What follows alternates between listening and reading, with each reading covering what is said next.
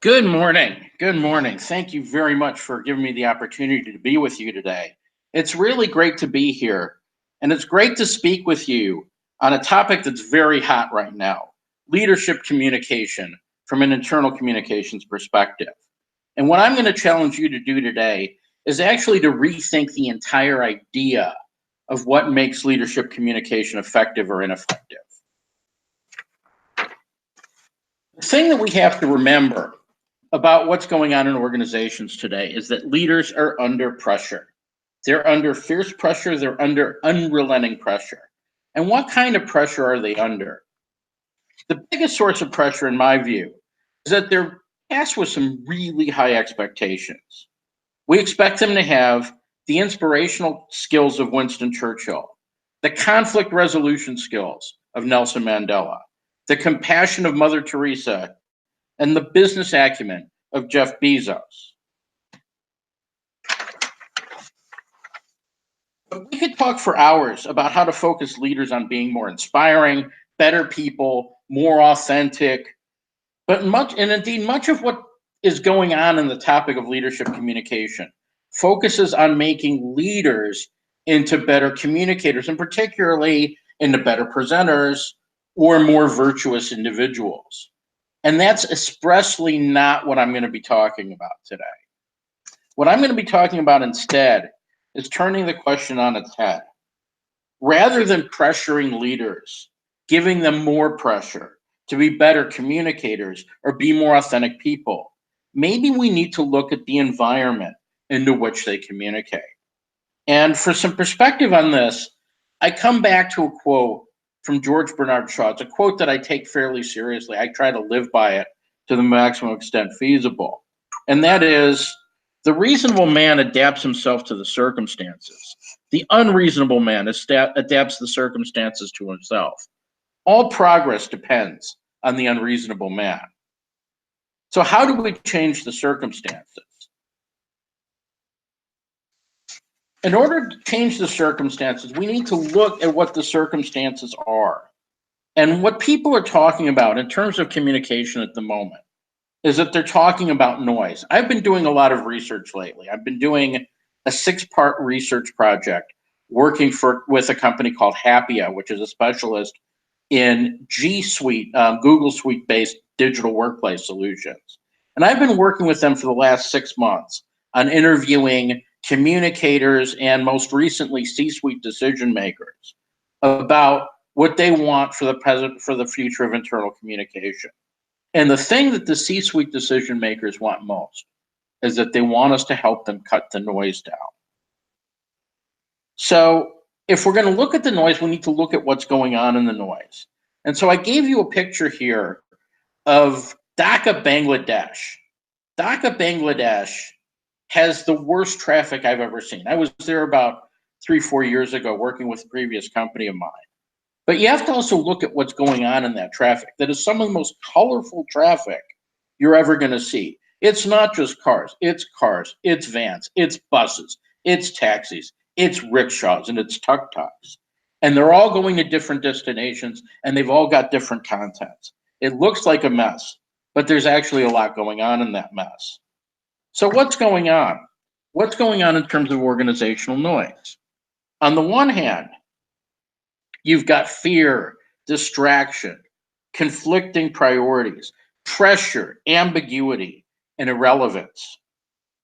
But that's combined with purpose, poetry, beauty, inspiration, power, and relevance. So the question is, how do you reduce the noise so that the right messages get to the right places? At a holistic level, the first thing we have to do as communicators is we need to start asking some questions. 2 questions in particular. What do we need to do and don't need to do? And what do we need to stop doing in order to reduce the noise and increase the impact? So how do we do that? I said that leaders today are under pressure to be like great leaders, to be like Churchill, to be like Mandela, to be like Mother Teresa, to be like Jeff Bezos. So what do we communicators need to be like? To a certain extent, we need to be like Abraham Lincoln. Why Abraham Lincoln? Because Abraham Lincoln, believe it or not, in 1840 came up with a set of rules that, with a slight twist of interpretation, can reshape your approach to leadership communication and internal communication in organizations. Lincoln came up with these rules for political campaigns in 1840. And these 4 rules were: make a perfect list of the voters, determine with certainty whom they will support. For those who are undecided, send someone in whom they trust, and turn out the good Whigs, the good party members, on election day. Why are these rules relevant to business communication? Because these rules will actually help you avoid the most obvious and brutal mistakes that take place in the world of corporate communications. So the perfect list of the voters, the perfect list of the people in the universe that you're communicating with will help you stop communicating indiscriminately. Determining with certainty, figuring out how people feel about the issue at hand or about their sense of priorities, will allow you to stop assuming automatic alignment and that people will do what they're told on any given occasion. Sending someone in whom they trust. One of the biggest sources of corporate communication catastrophes is when the message that has to be told ends up being told by the wrong messenger. But corporations tend to focus on the messengers the corporation trusts rather than the messengers that the people who have to adopt and adapt and deal with the information, who they trust. So having a CFO deliver a message, a tough message, may have a very different impact than having that same message come from, say, a union leader.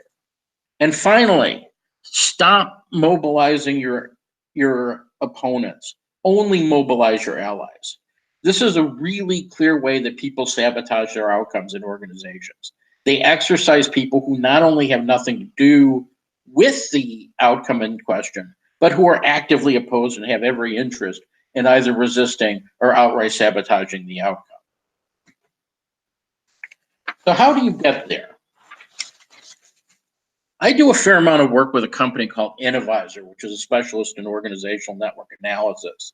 And they've determined, after working with hundreds of thousands of employees, that it's actually just 3% of employees who drive more than 80% of the conversations in any given organization. Now, the challenge is which 3% of the employees. But there are actually 2 methods of finding them. One is organizational network analysis, where you ask everybody in the organization who they go to for various different types of support, whether it's knowledge, information, encouragement, energy, expertise, or even moral guidance. The second approach, which can be done in smaller organizations, and indeed it's even possible to do this internally, is something called snowball analysis. Asking people where they go, asking people who get mentioned, and asking people taking the people who get mentioned and asking them. And what you do is you just keep asking until the same names keep coming up over and over again. The last project I've done of this nature, it took 4 or 5 tries to start reaching a point of diminishing returns. So it's neither of these are terribly outrageously difficult. Neither is outrageously expensive, but they are requirements if you're really going to find out who the people who can drive your key conversations through an influence-based approach happen to be. And also, there's a great way not to find them. And the best way not to find them is to take the words of your managers or your HR team. Managers and HR folks tend to believe that the people who are most cooperative with them are the people who are most influential. And when you do the actual network analysis, you find that there's very little overlap between the people who managers think are influential and people who are really influential. So influencers are only 1/4 of the 4 dimensions of internal influence. The reason I give them so much feature in this conversation today is because they're the ones who are the hardest to find. They tend to get the least emphasis currently, and they're the ones who make the rest of the system work. Most organizations focus on ambassadors. And by ambassadors, I don't just mean people who represent the organization. I mean people who represent the organization in a formal way. So managers, leaders, positional leaders, they're your ambassadors. Influencers are your peer leaders. These are people who get their credibility from the people around them. You don't choose to be an influencer. Influencers are chosen by their peers. You can choose to be an advocate. You can choose to support an initiative. You can choose to participate enthusiastically. You can choose to make a difference. That makes you an advocate. It doesn't make you an ambassador, and it doesn't make you an influencer, but it can make you a very important player.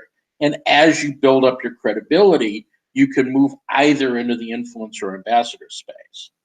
And then one group that often gets completely forgotten from a communication strategy perspective are followers, the people who have to be asked to take part in initiatives, activities, or courses of action.